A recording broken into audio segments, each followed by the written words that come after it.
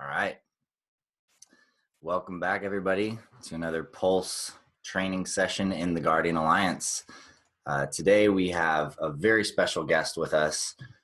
It is my honor and my pleasure to introduce to you once again, Sonya Sophia.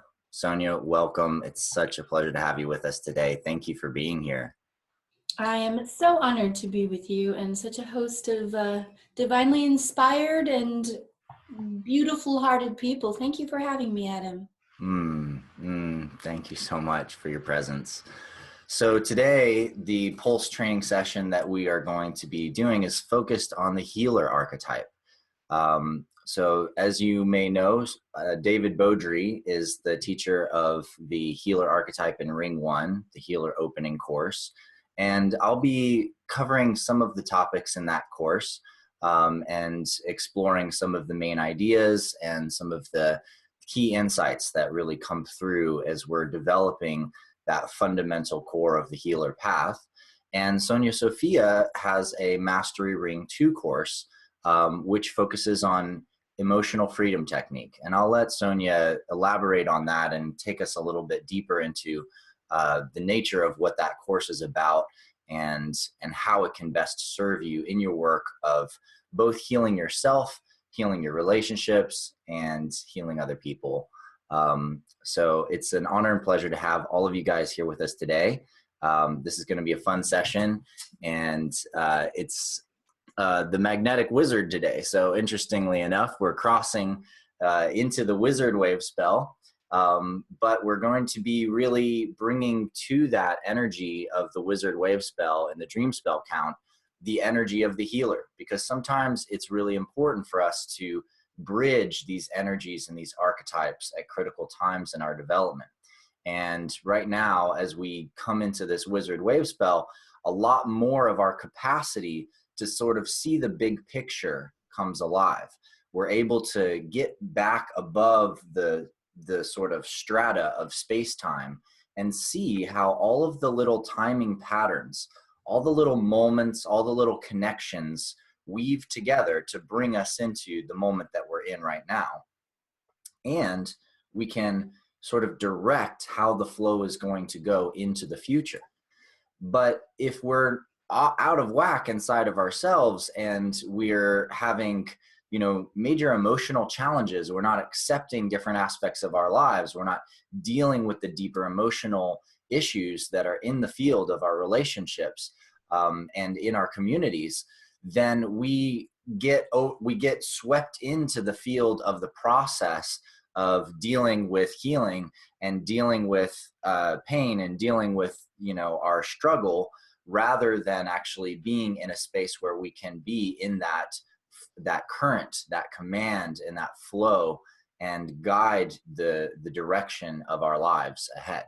So healing is not just about a personal process of self-discovery, which it is, and is an essential piece of it, but it is also about coming into a greater state of alignment with our purpose and with ourselves and with what we're really here to do.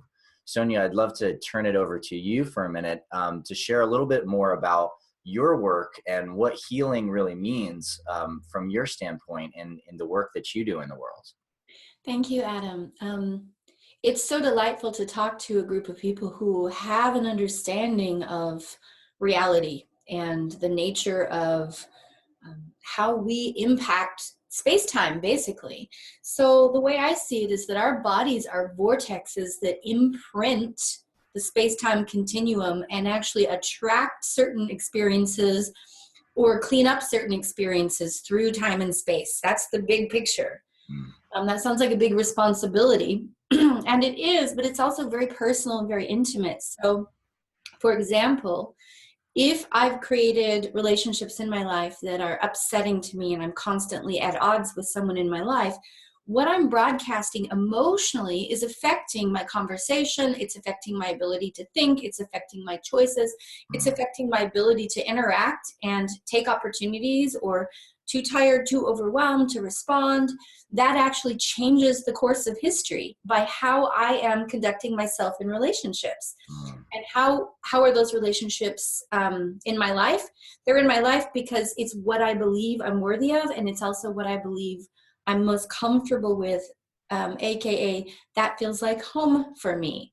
So it really boils down to cleaning up the conditioning that we've received as children, sweet little children who had this open mind and absorbed reality and imprinted on reality, saying, oh, this is what love is like, this is what money is like, this is what relationships are like, this is what I as a woman will become because this is what women look like, or this is what men look like. Okay, so we grow into the environment to best survive, even if the environment is unhealthy or unstable or somehow sick or twisted. It's not our fault. It's just our way of surviving and adapting to what is. So that goes on for a period of time. Suddenly I'm a mature person, but still feeling like that child inside, still responding to situations or people or opportunities as if I were that child with that level of understanding, unless we go back and reassess whether this imprint that I had from being 5 or 2 or at birth or 10 is still accurate at 30 or 40 or 50. That will still be the default setting that I will return to again and again. So it's really, really crucial if you're here to not only grow into more of your true self and give your gifts to the world, but you really want to make a difference. You want to help sustain life around you. You want to give that love to your parents, your children, your relationships, create beautiful businesses that help move the process of evolution on the earth forward. Then you actually need to have a steady, calm emotional body. So the emotional body is constantly causing and creating with our intention, whether our intentions are conscious or accidental or old leftover debris, it's still causing and creating reality for everybody. So to me, this is like a pivotal how-to piece. We have so much information around how things could be and the thought processes and what it's supposed to feel like when we attain some sort of enlightenment, and even exercises. We have those things, but there's this little unstable piece called, how do I get my emotional body under control? And the thing is that the emotional body only responds to love. You can't beat it into submission with your mind. You can't legislate it with rules. I'm going to do this, I'm not going to do that, because the emotional body doesn't respond to logic. It responds to feelings. So for us to go in and clean up our emotional body so that we can get congruent with our spiritual truth and our conscious mind means to bring love and acceptance and empathy into the nervous system through the vehicle of the body, and discharge old corrupt files from the nervous system. That can actually happen pretty quick. As big of a piece as this sounds like it is, it's actually really simple, and the way through is built into us.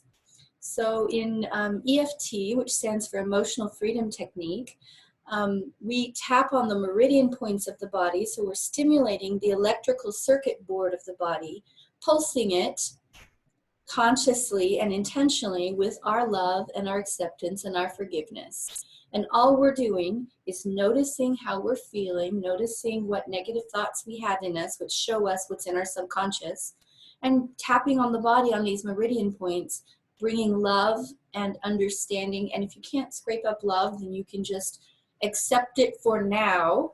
And that's actually good enough to start rewriting the documents that are back there controlling your voice, controlling your behavior, controlling your choices. As you become free from the emotional driver, you can actually rewire your brain with a choice that's more beneficial for who you are now. And it erases those survival strategies that we came up with when we were younger. So it's very, very useful. It's very simple. And, so simple that kids can do it, and so effective that people who have severe trauma can actually heal from it. Beautifully said. Thank you so much for that introduction to EFT. And I loved the description that you gave of the emotional body not responding to logic and sort of like wiggling around our edges. And it's true. There's a current to it. There's a serpentine like flow to the vibrational field that is, as we talk about in the Guardian Alliance, part of our etheric body. And so this part of our etheric body, it's sure, the structure of your astral body and your mental mind can sort of form containers for that emotional body, and it can compartmentalize it. It can put things here or put things there, but that doesn't mean the energy is going to stay there, because as energy is moving and flowing through, your mind and through your physical body and your physiology, it's going to want to find the path of least resistance. It's going to want to move through into places where, there's less energy. And so in that process, emotions will find a way. They'll find a way to get out. They'll find a way to express themselves, whether or not, as repressed as they might be or as expressed as they might be, they're going to come through. And so, in the Mastery Ring 1 course in Healer Opening, the process of sort of engaging the healing path is a process of really diving into that awareness of self and the recognition of what's going on within you in your heart, what's going on with you in your emotional field, what's going on in you in terms of how you're feeling about your relationships and how you're feeling about yourself, and activating levels of trust and approval and acceptance of yourself in order to come into a greater state of coherence inside of your body and your being.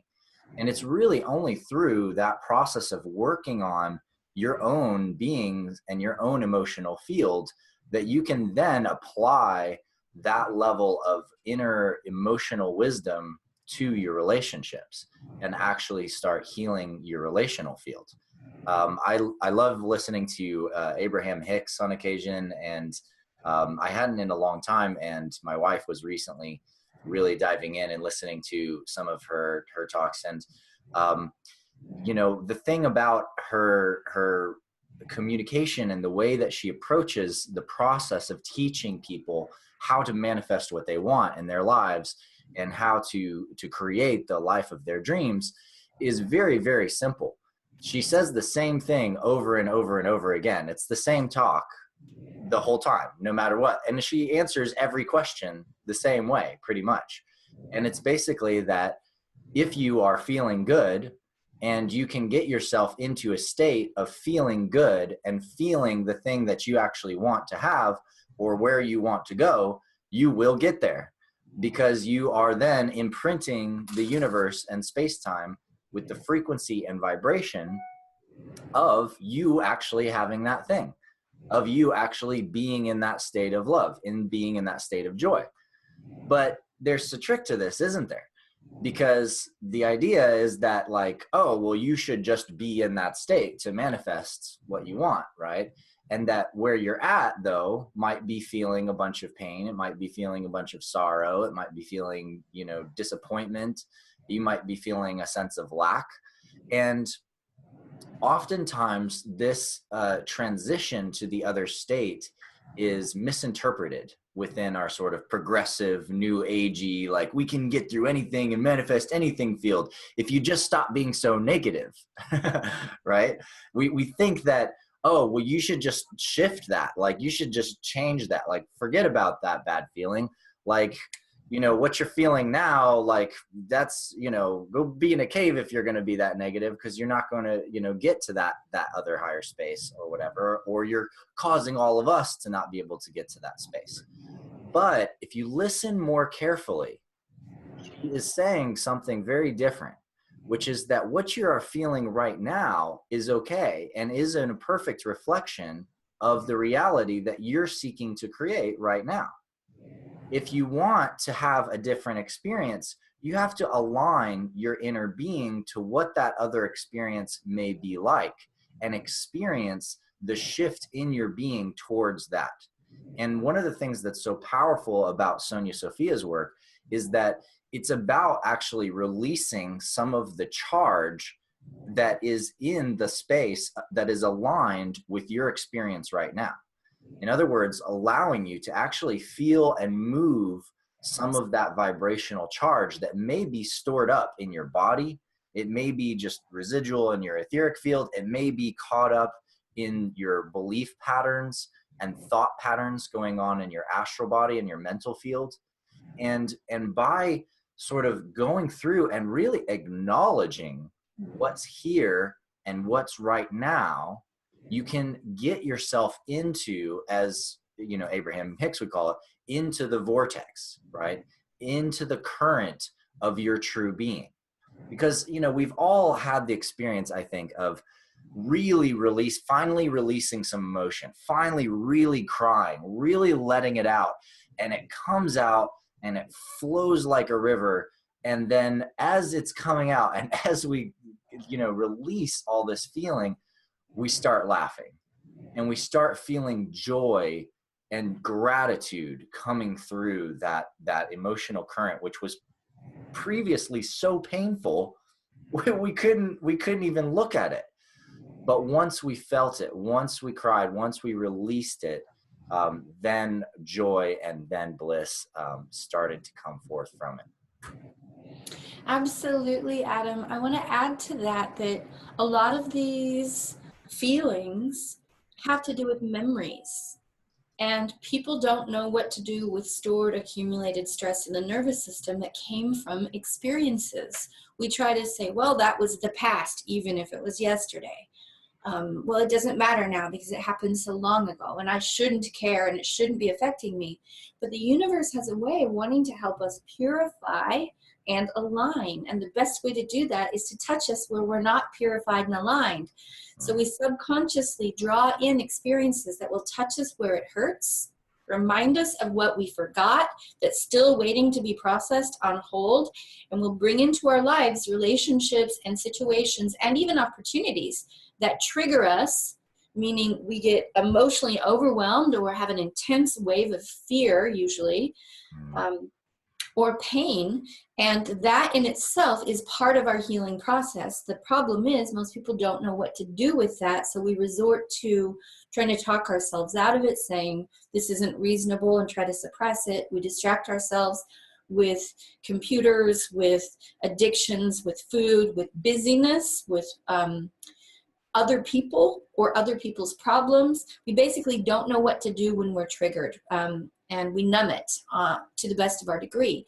Now, the thing is that triggering moment is actually a moment that if we seize it and we move with it correctly, we can evolve leaps and bounds and be free of this thing that's still bungee cording us back to our past. And that past could be your childhood. That past could be genetic memory that was contained in the egg of your mother, that was in the egg of her mother before you were born. It could be genetic memory from the sperm of your father. It can also be past life memory. So actually emotional scarring that you left shaking your fist saying, ah, and you come back being like, ah, starting where you left off. So as overwhelming as that sounds, again, the solution is still the same. It's bringing empathy and love into the field, and not just out here in a book that I read or in a theory or something on my altar. It's into the body, and the body is the crucible where all of this transformation happens.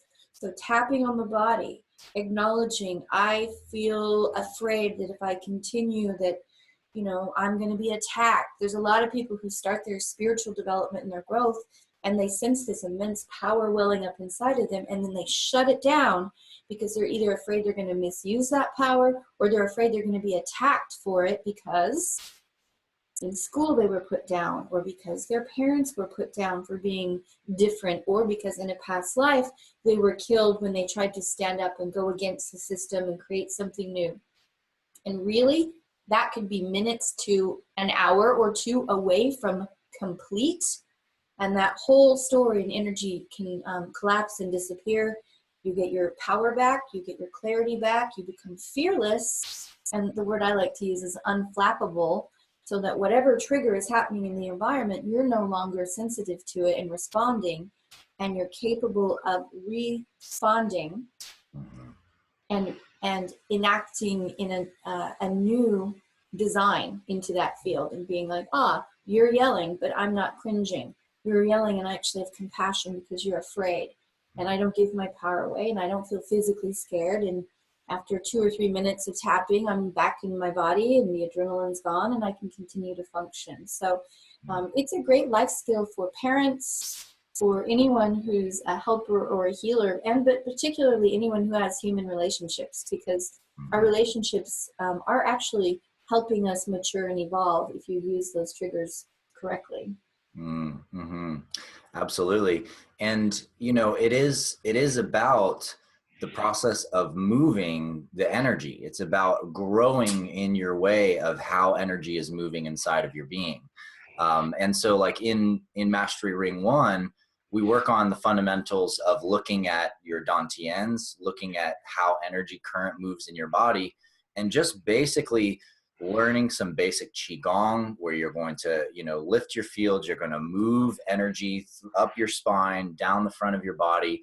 You're going to learn how to just get the field moving around you, which then really can tap you into the power of your chi and the power of your energy field, which then can help you to enrich in your energy field, cultivate energy, and establish a greater and more solid kind of consistent state of health. But also, you can learn how to apply that energy to do hands-on healing for others, strengthen the power of things like Reiki, and other kinds of energetic healing modalities.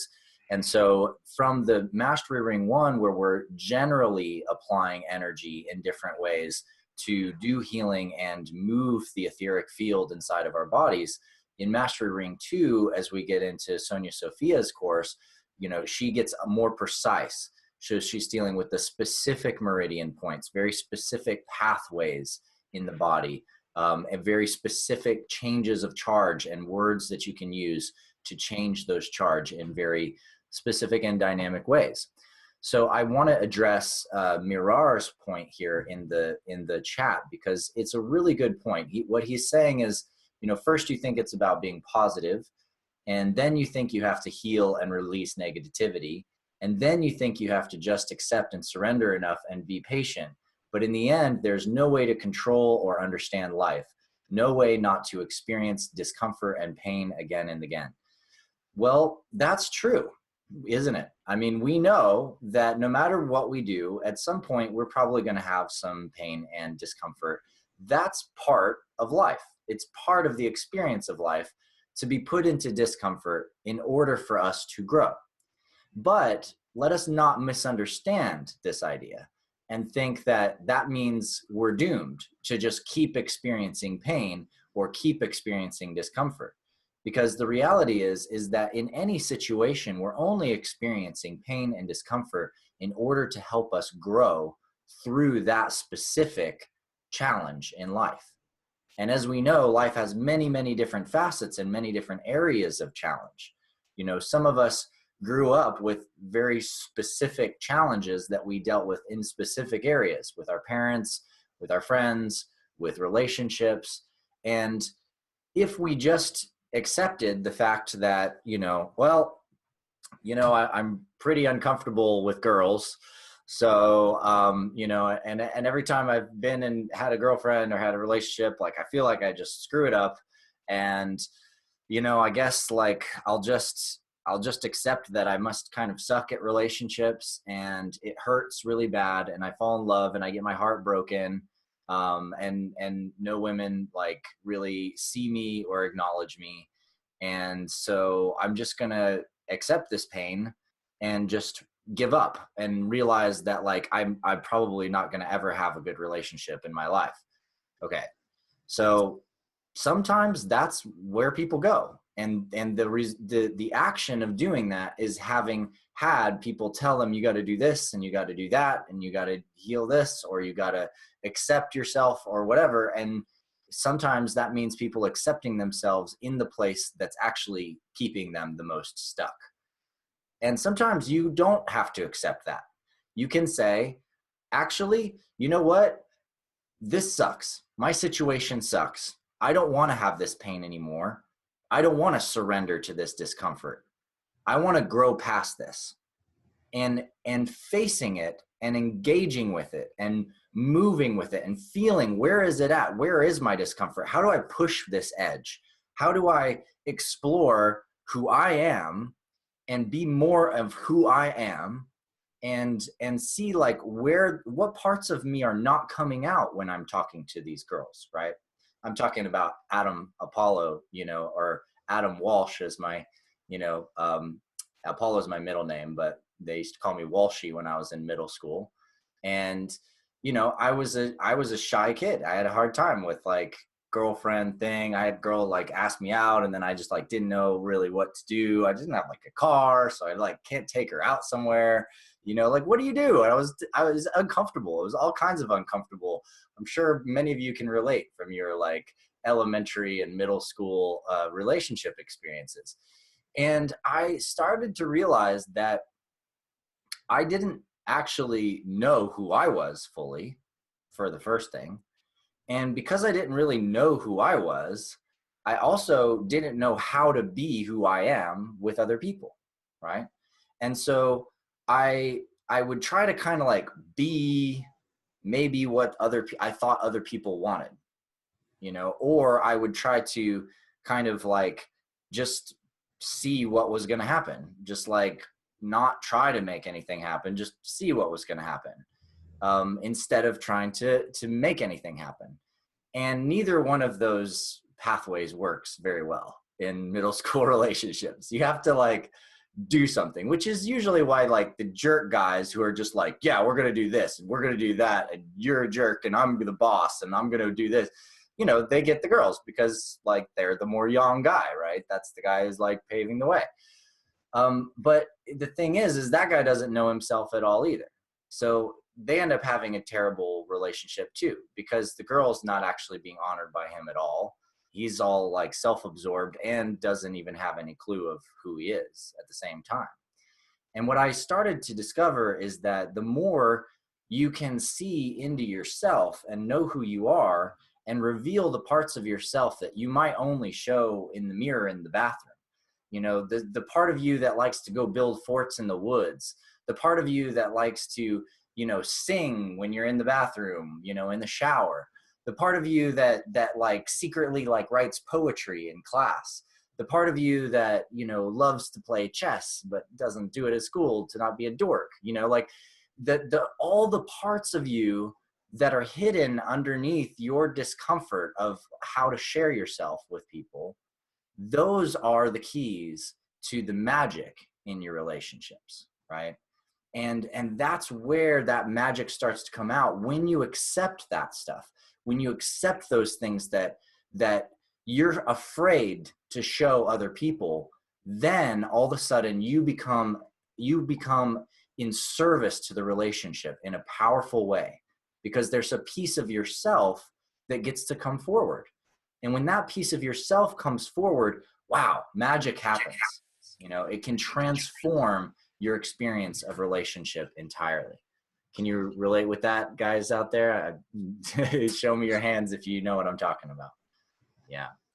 So, Sonya, tell us a little bit about the process of doing EFT in relationship. How can we apply EFT in the state of relationship experiences? Well, the first thing that we have to do is choose to be vulnerable, exactly what you were saying. And it's interesting that you just asked me this, because I've just finished recording the third video in a EFT relationship series. The first thing that we do in that series is work on what was the example left for us by our parents. People have no idea how much they're replicating what they grew up with.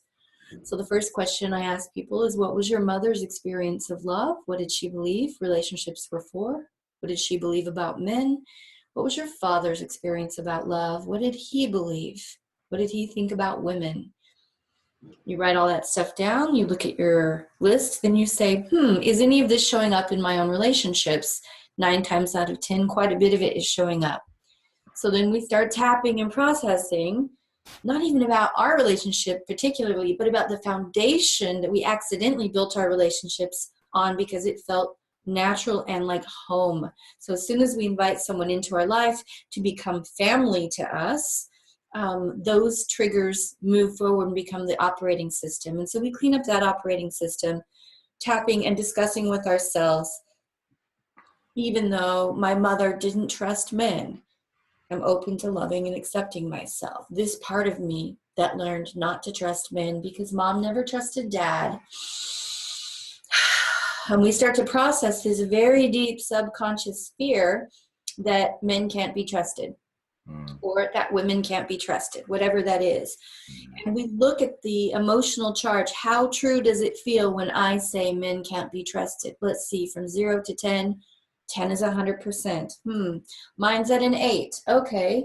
So I say this negative statement that was my mother's belief again and again, and I get my body to cycle through repeating the statement while I put empathy, which is just acknowledgement that this is there, into the field. 5 or 10 minutes later, after I've done the tapping points and I keep accepting for now that this is part of me and was part of my mom and that it created a lot of pain for everybody, and I just put love and acceptance into what was, I say the negative belief again and I go, it actually doesn't feel like an 8 anymore. It feels more like a 3. Wow. Whereas if I had sat you down as a counselor and said, you really shouldn't think that, and let me logically tell you why that's not true, and let me explain to you how, nothing would have changed. It might have driven it deeper because now we feel embarrassed that that feeling is there and we want to deny that it's there. So it actually gives it power when we suppress it. When I actually just let myself tap the meridians and get my body to bring love and empathy into the field where that belief is operating, it takes the power out of it. It makes the feeling of truth behind it disappear. And then I can reinstall a new belief that says, it's possible some men are very trustworthy. It's possible that some men have a lot of integrity. I'm open to the possibility of having that experience with the masculine. Now I call in and ask myself, do I feel worthy of that kind of love? Oh my goodness, mom never felt worthy of love, which is why she attracted a man that she couldn't trust, because that matched her belief system about herself. Have I done that? Oh my goodness, I did. Okay, so now I'm going to process my sense of unworthiness the same way, tapping through the meridian points, repeating the negative feeling, mom's belief that she was unworthy of love. Oh, my belief that I'm unworthy of love. This belief we both have. Breathing, and sometimes people feel tears, some people feel tingles of electricity as this stuff comes popping out of the nervous system, coming physically out of the field, echoing through space and time, because not only are you getting the healing right then, discharging this old belief, but mom's getting a psychic email too saying someone in the family is finally healing this. Because I'll tell you what, mom did not cook this up in a lab and dump it over her head before you were born to use on herself. Her mother had it. Her mother's mother had it. It started way, way back. So everybody in that cycle starts to get relief, whether they have a body on still or not, because someone in the family said, you know what, we're going to grab this old family tradition and we're finally going to stop the ball rolling down the hill and process this with some love and get it out of our bloodline. It comes out of the genetic code, meaning that if you have a child after that, that child does not have the same genetic imprint of the I'm not worthy of love. And it comes out of mom's behavior, or me as a mother, it comes out of my mother's behavior maybe to some degree as well.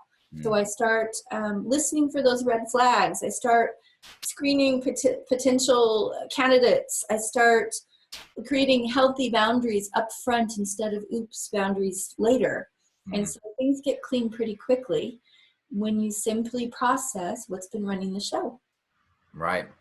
And that's really what I'm getting at too with you and with Marar's question and this point is that we can clean it up, right? We can clean up the mess and then we actually experience a lot less pain and discomfort and challenge than we did previously.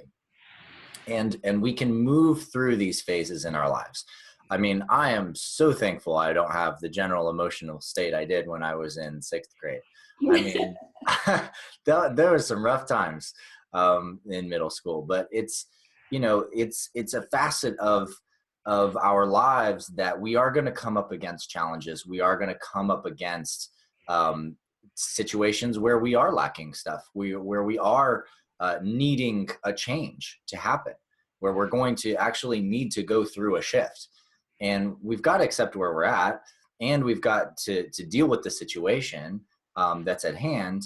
And we can also begin to restructure and realign ourselves inside to a better experience, and actually begin to have that better experience come into our lives. And that is such a beautiful thing when it happens. It's such a beautiful process when we look back and we're like, wow, I have grown a lot since that place where I was, 6 months ago or a year ago, or maybe you just broke through it in a night, and you're shifted big time, and you cannot go back. You cannot go back to where you were before, because something is fundamentally different.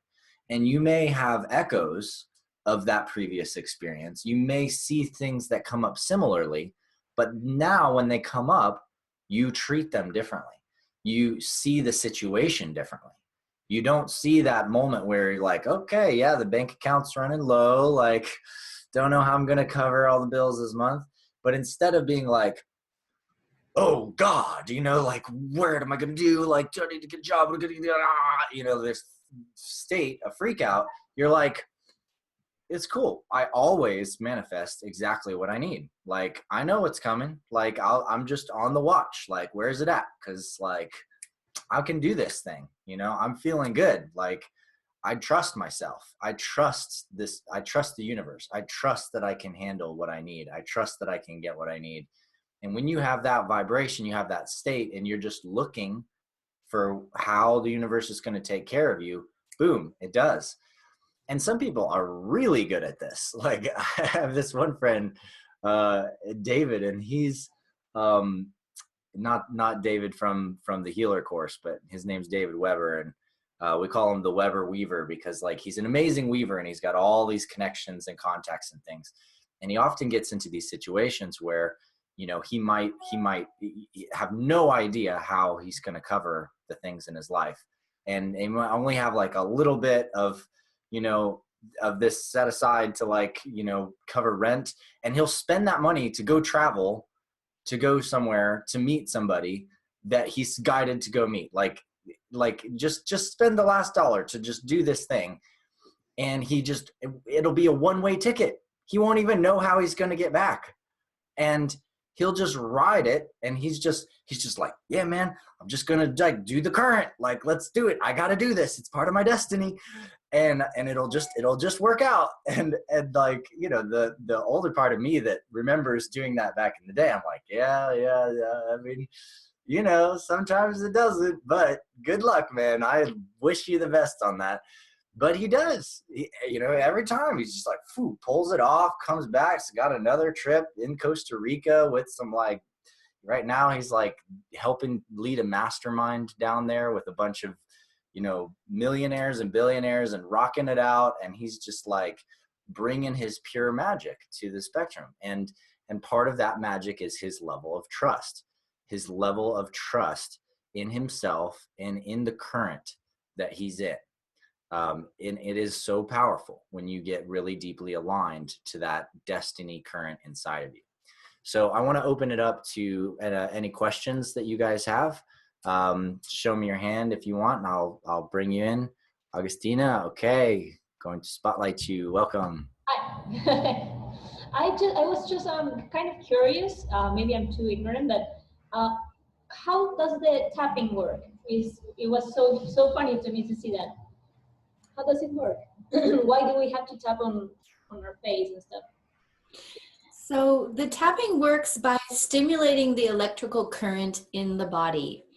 And wherever you have had trauma or fear or limiting beliefs, there's a part of your energy field that's kind of short-circuited because you've had shock or stress or fear there for so long that the electrical current isn't flowing properly. The physical part of tapping is actually stimulating meridian lines that flow through the body. So you're jiggling the wiring system of your body and telling your brain, hey, move this energy along.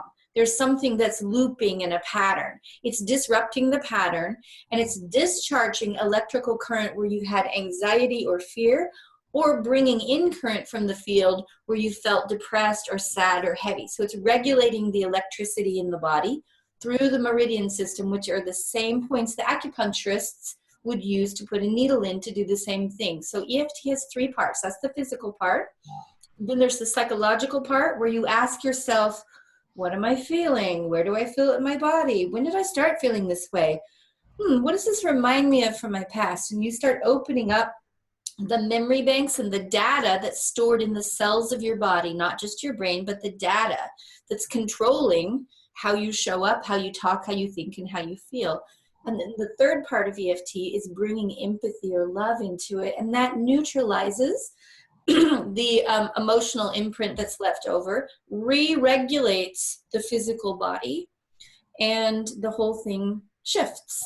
It does look silly to tap on your face and talk to yourself, but it works. And I'll tell you what looks sillier is making the same mistakes over and over and over again for the rest of your life.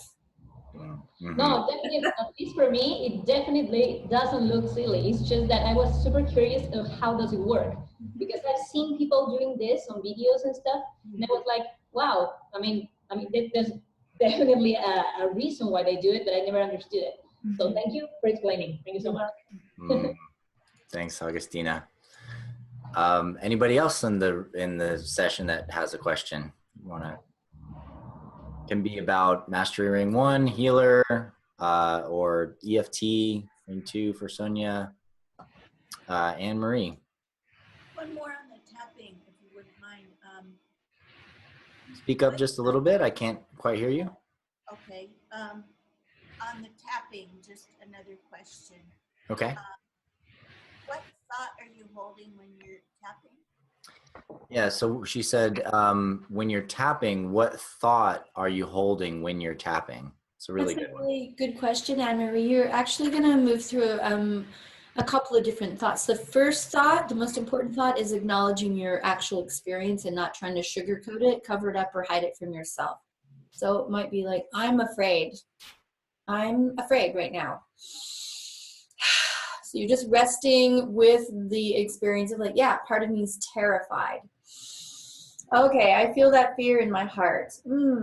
So you're just acknowledging your actual states, your internal experience, and then as the emotional charge decreases, which it will in a couple of minutes, maybe a couple of seconds, when, let's say it was a level 10 fear, like you're really panicked, and as you're tapping and just acknowledging the panicked feeling, my palms are sweaty, my heart is beating, and then when it gets down to, let's say about a 4, you can start using a different thought, saying, I'm open to the possibility of feeling better. I'm open to the possibility of getting back to work and being able to focus and know what to do next. I'm getting to the possibility of being able to have the conversation I need to have or go about my day. So you're basically just thinking about what's your experience is, and then as the emotional content drains out, you're coming into what you're choosing. Yeah, so it's very much a process of allowing the discharge and the release of what it is that you are having right now through acknowledgement, and then sort of once the pain and the intensity of that starts to drop, then you start charging your body back up with the feeling and the experience that you do want. One of my favorite phrases that you taught me, Sonya, was even though I feel terrified about this, I love and accept myself, which is nice because it's like, okay, I got this crazy thing, but I still love myself. We're okay. We're going to get through this, you know, and then really finishing the session with like, you know, I love and accept myself. Like I am powerful. I will deal with anything like a Jedi master, and everything will work out for my advantage and highest best, you know, as Mirar says in the comments there. Like I can do anything that I put my mind to. I am capable of anything. I am abundant. I am rich. I am aligned. I have all the resources that I need to accomplish my destiny. I am aligned with my destiny now, and I trust myself. You know, just like doing those things and starting to speak that prayer and bring that into your meridians can just really like bring in the charge, get it into your body, get it into your flow, so that that vibrational field just really sticks with you throughout the day and throughout your days of life. I want to say that words are so powerful, and just reflect back what Adam said. We are constantly causing and creating with our words. So everything that comes out of your mouth, your subconscious is listening to. And my mother taught me this at a very early age. So I remember being in 3rd grade and hearing myself say something negative, like, oh, I'm silly, or that was dumb. And then catching myself and doing what my mother told me to do, which was to say, cancel, cancel. Like, oh, wait, go back. Don't, you're laughing. So you probably know this from like the 70s, early positive thinking. And my mom was in that. And it really taught me the power of my words. And I'm so grateful to her, because I can actually control my emotional state and the way I show up in the world by how I'm talking about myself to myself. So when I'm tapping, it's the time to acknowledge all that low vibration, negative, fearful, I'm not good enough, blah, blah, blah stuff. And then, as Adam said, to finish it off with like rebuilding, okay, I'm open to the possibility. And some people can't take the full, I'm rich, I'm this, I'm that. He just gave you like the master level. Some people will just react to that and it'll bring up more stuff. So there's the middle step would be, I'm open to the possibility of being in alignment with my destiny. I'm open to the possibility of someday being able to accept myself. I'm open to the possibility of just feeling a little bit better, and baby stepping yourself along until you can just throw it down, like Adam said, and align like that. Right. Yeah, of course, we can't expect that we're going to be able to just get all the way there and go all the way into avatar superhero mode if we've got some layers of stuff to work through. And it's beautiful, because as we start to head in that direction, and as we start to make that shift into where we want to get to, we can often feel even more precisely exactly what's going on and where the pain is. This is something that comes up a lot in healing sessions that I offer with Theta, or even, doing massage or whatever, where it's like, as things open up, as the body opens up and the person's energy field opens up, I start to empathically be able to feel really precisely where there's still pain and where there's still something blocked that was uncovered. It was numb before, but now there's like, ow, like, what is that? Like, let's look at what that is. And so you got to know that it's a journey with healing. You may not be able to get through everything at once, but if you're going to go into working on yourself and spending some time, it is good to create a good container of time around it, so that you can move through the layers of the feeling, of the emotion, of what's going on for you, and also make sure that you've created an opportunity to have integration time afterwards, which means like nurturing yourself, taking a salt bath, like taking care of yourself, feeding yourself really well, like, and do the integration work so that your body can really feel and really accept the new state that you're in.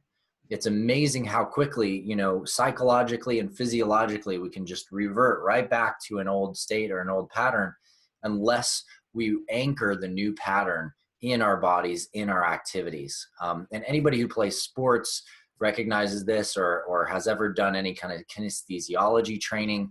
The body remembers really quick. So you've got to get your body aligned into that new pattern state in order to really make a difference. Any other questions? I see a couple in the chat, but I'll move over here to, I don't know how to pronounce the name the way it's spelled. Maybe you can share with us. Hey, man. Hey, can you hear me? Yes. All right. Yeah, apologies. Right now I'm dealing with a little bit of stress and negativity from my paternal confusion, but he's okay. But that's generally the state I'm in truth right now, to be fair. But what I was going to say is, like, when it comes to the tapping, it's kind of like programming yourself, isn't it? I mean, I do a lot of martial arts every day, and one of the main things I realize is if you're going to get a jab to the stomach, for example, you have to calm and breathe that kind of thing out. I mean, I'm coming from a place where I've been the most kind of like blocked up and negative being I've ever known, right? But thankfully I've had those in, you call it the avatar state, yeah? I call it more like natural being, yeah? Those who are already in natural being to heal me and show me how to be natural myself, right? So part of that kind of conditioning out of being programmed in a negative way is kind of what you're doing, you know, with the tapping. But I wouldn't tap myself and say something negative. Like you're saying, Sonia, like you catch yourself and you'd stop it. You program something truthful. Do you know what I mean? So avoiding the positive and negative stigmas, but actually balancing in truth. Because I found that the more truthful you are, the more you come to a natural state of being, the more you come to a natural state of appreciation anyway, without actually having to condition yourself in any kind of falsehood. Because it's almost like you're being deceitfully kind of like trying to be one state or another without actually acknowledging the truth, innit? You know, like I'm feeling angry, but I'm going to be happy. I'm going to be happy. I'm going to be happy. Doesn't really make sense to do. Yeah, and you've got to acknowledge the negative, and that's a piece that a lot of people in the alternative world really don't like. They just want to skip from like, okay, I'm feeling crappy, things are great, things are great, things are great, and things are not great. So you have to stop and look at what you're stumbling on. And this is a really productive way to have a fit, to be like, oh, I hate this and I'm scared and this feels awful and I don't trust myself. And people get concerned that if I tap and say those things, I'm driving it deeper, and you're not. You're actually just opening the closet door and the cupboard door and moving that stuff into the light where it can then be accepted and transmuted with the power of your love. So it's exactly what you said. Honesty and authenticity with yourself allows you to be transparent and bulletproof with other people. Also, I find when it comes to sort of releasing stuff, it's generally easy just to let go. Do you know what I mean? Let your body go into a natural state. Don't try to hold any tension. Don't try to resist anything, because that tension is there because it's showing you that block is there. Your body, in a way, is your subconscious. It shows you everything that it's like Adam was saying, you know, I go into someone's field and I feel where their blocks are. You know, you feel naturally where, if you're in a clearer state, that is, if you're in a clearer state than them at that moment due, then you will be the one who will feel it to be able to share that wisdom and help them clear it. Yeah. You know? So you have to kind of, for me, I think that's why dance and singing is amazing. Because a lot of exorcisms, as it were, comes through exercise, comes through singing.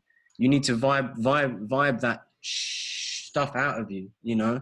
You need to literally sing that from your soul, you know, sing from your soul out, free your soul, emancipate your mind, you know, redemption song sometimes. It's true, isn't it, though? It is true. I completely agree. You know, I lead EFT trainings, and I train healers how to use this technique. And after hours of tapping, we stand up and we have dance parties, and we sing and we move our bodies and we shake it, and we come back clear and pure and aligned, and then we can go do more tapping. So we dance and process and do exactly what you're saying. For the I hear that programming the more free state of being while you release the stress, the tensions, whatever heavy emotions be there in whatever dimensional state, however you want to call it. Some people call it higher dimensional, some people call it higher frequency. I just call it more natural being aligned with nature. It's easier to put it that way. It makes more sense. Yeah, there's a couple pieces on that point that I'd like to address, because there has been a couple questions around, you know, like Murar says, is our intention to get into the avatar state, and what is that about? And you've spoken to that a couple times. I'm sorry, tell us your name again. Somking. How do you pronounce it? Somking. Somking. Okay. It's so, just creative technique. Got it. Yeah. So one of the things that you know I want to address is that there is the natural state, right? So there's a sort of Zen protocol, which is about getting back to the state of silence, like sort of the original state of emptiness and beginner's mind. Yeah, beginner's mind, exactly. Where we are sort of immersed in the possibility and the potential field, where we're activated in such a clear space that we can, from there, we can see in all directions very easily. And in a way, from one standpoint, from one tradition, you might call it something like divine yin, where you're actually in a place where you're still enough and zen enough that there is no one or the other. There is no this or that. There is no happy or sad. You are just in that state of pure balance in the middle, standing in the center in the Wu Wei. But avatar state, when I'm talking about that, that's something a little bit different. And what I mean by that is when you are beginning to activate the channels and the energy of your being and starting to engage yourself as a creator of all of your experience.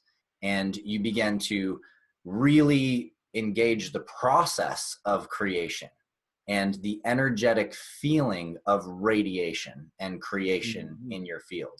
And you are establishing through your body, becoming a channel of the energy of your being and your destiny, and focalizing that into actually giving a gift, making a change, transforming the space around you, transforming your life, etc.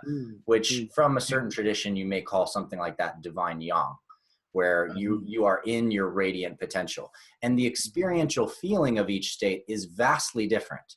Because in one state, in the divine yin state, or the stillness state, the sort of natural state, as you say, it's a silence. It's this total peaceful silence in which you can feel this like open expansiveness of your being, and just the subtle resonance of everything all around you and inside of you.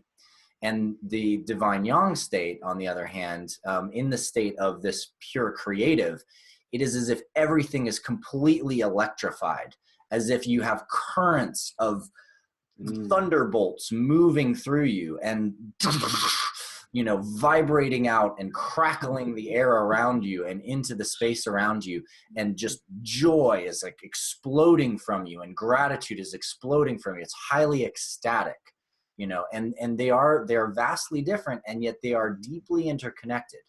Because oftentimes you can't get to that one state without the other.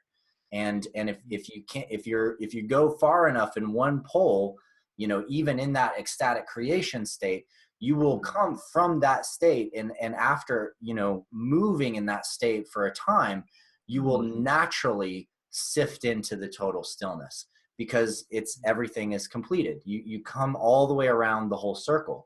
And sometimes those that go deeply, deeply into the Zen stillness natural state, just by going so deeply into that, they begin experiencing the massive creative charge just move through them. And that's the way the experience moves for me a lot of times. Can I add to this point, actually? Because that's really cool. Sure, yeah, you can jump back in. I feel you, man. Like, I feel you when you really yeah, awesome. That's cool. But for me, like, I can only talk from experience, humbly, because I guess a lot of us, we look to these concepts and we look to these states of being as concepts, and we aim our kind of intentions towards them without actually knowing what the natural process is sometimes. But the experiences that I've had, which kind of resonate, is I went through some very deep spiritual clearings, right? And I was left in a state which was incredibly empty, but incredibly light, and perceptively more aware in different ways, without going too much into it. But then when I realigned back with my natural teacher in the way of being, he was able to show me the connections where I would reach a very high energetic state of almost pure higher frequency excitement.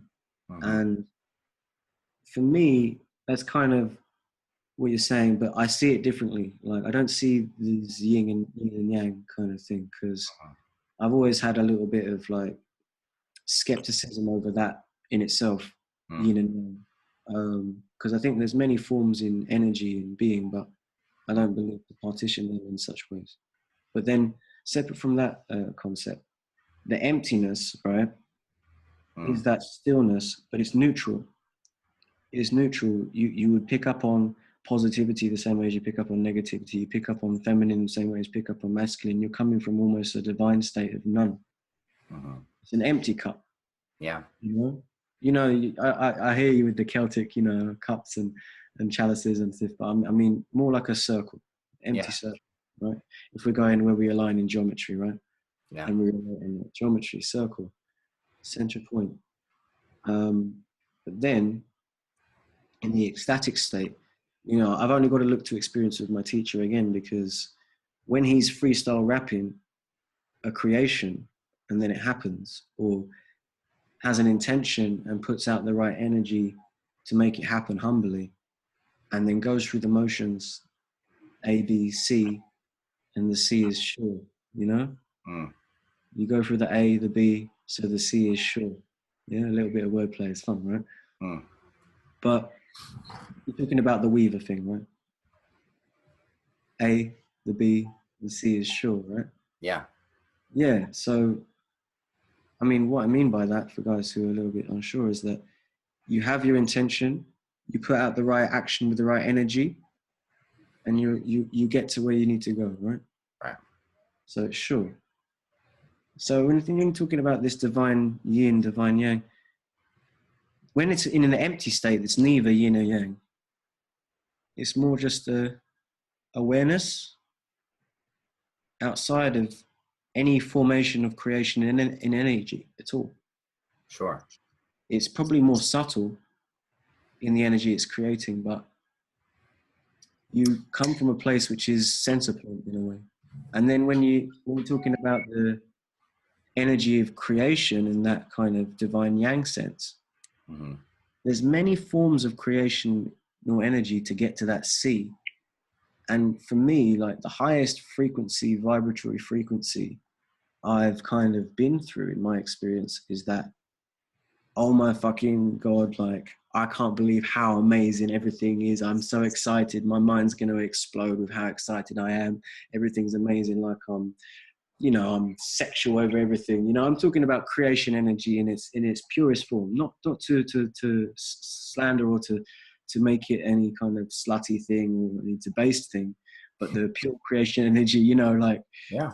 As guys, we kind of maybe get with a little bit. I don't know how the experience is for women.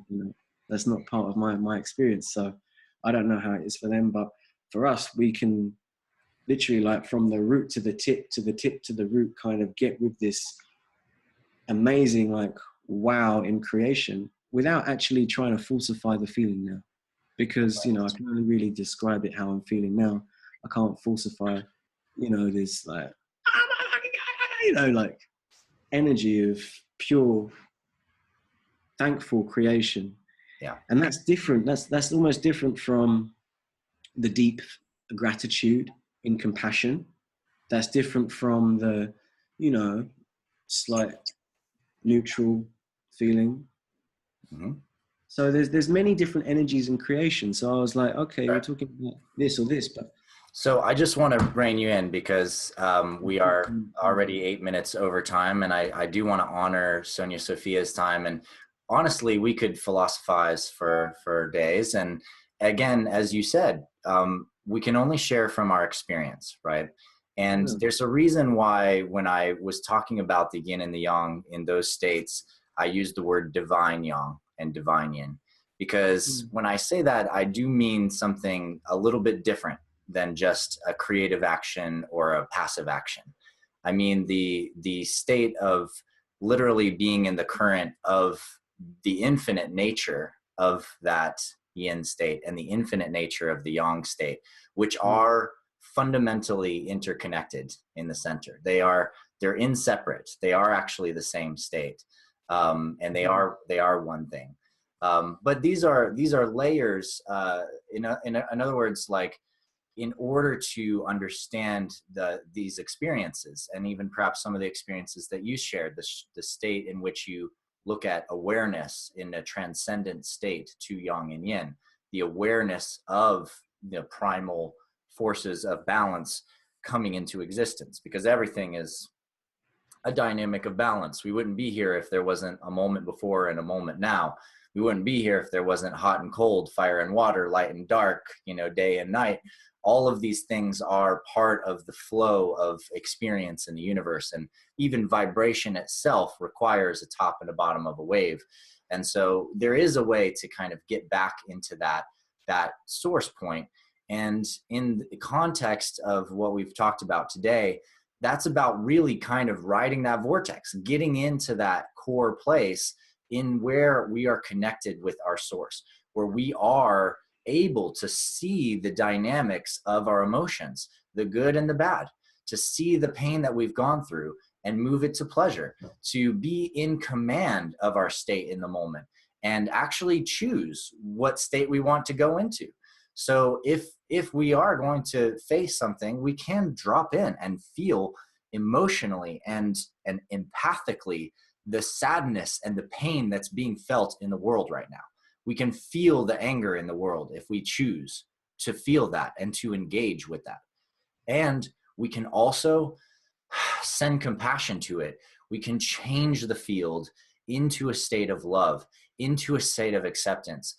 We can even lift it into a state of recognition that there will be liberation through it. There will be joy that comes out of it.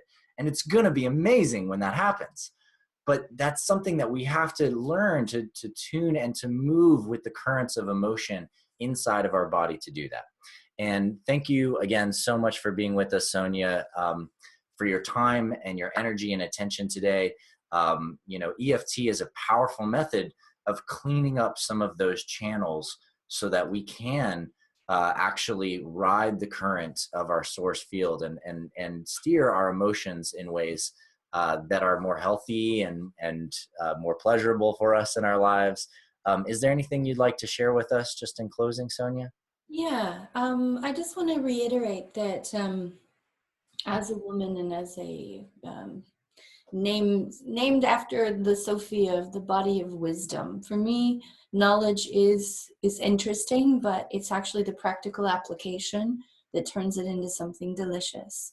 So I'm very interested in experiential things that take it from philosophy into actuality. And if I can feel it in my body, then I know it's real and that it's happening for me. And EFT is one of those gateways. And what it does is it purifies the emotional body, which is the interface between physical reality and the spiritual nature of my being. So having that open up where my emotions are clean and clear so that I can download my soul and get busy in the physical realm, that's exciting to me. And that's what tapping does for you. I wanted to introduce a course that I've created and I've excited to talk to Adam about, to give people a very strong dose of tapping time. It's the longest course I've ever created. It's 7 2-hour workshops teaching people how to use EFT in relation to the chakra system. So there's a 2-hour tapping session. It talks about what the chakra is, and more importantly, what do you do with the blocks that are there? Not just what does the chakra represent, what are the colors, blah, blah, blah, but now what do I do with this chakra related issue? Root chakra is around physical body, money, health, and feeling safe in the world. So then there's a tapping session being like, okay, I'm going to move stuff around that. And so it's a way of organizing your issues, if you'd like, and also getting energetic liberation in your physical body so you can start moving that chi. So I just wanted to invite you all to come test it out for yourself. Don't think too hard about it. Just experience your own power to clear yourself and eliminate suffering and be able to adjust and refine your expression in the world. Thank you so much, Sonya. I put a link to that course in the Sonya Sophia School in the chat. So if you guys want to check it out, feel free to do so. Again, if you're just looking for an early intro, in Mastery Ring 2, we have also the healer course there. So, and would love to have you guys, your presence and your feedback and your exploration in the healer space with us more. Let's bring it alive and help bring some of the awareness of these teachings out to our communities.